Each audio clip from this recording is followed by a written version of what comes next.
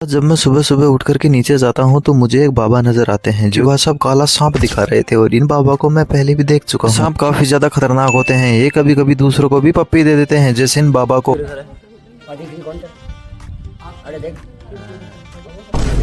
थोड़ी देर बाद मुझे इन सीताराम जी की आवाज सुनाई देती है जो कि कुल्फी लेकर के। अब मैं अपनी बुआ के आऊं और आइसक्रीम ना खाऊं ऐसा तो कभी हो ही नहीं सकता। ऊपर से स्वाद इतनी की रहा ही नहीं जाता। लेकिन जब मैं आइसक्रीम खा ही रहा था तभी झमाझम बारिश होने लगती है और हमारी घर की छत पर बादल भी आने लगे थे। गजब टोपीबाज आदमी।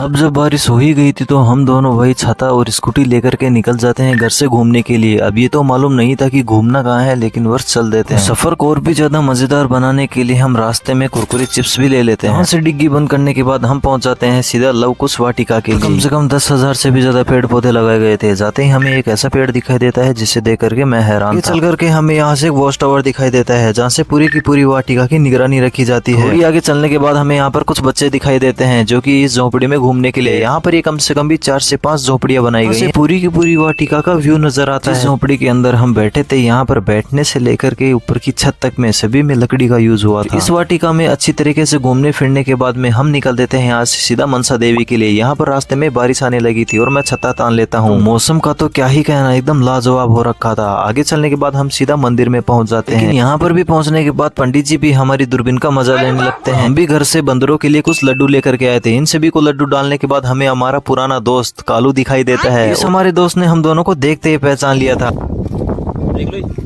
लो है वो। हम भी कालू के साथ में कुछ गपशप बातें करने के बाद में यहाँ से निकल देते हैं सीधा घर के लिए। मैं मिलता हूँ आपको नेक्स्ट व्लॉग में। Bye bye.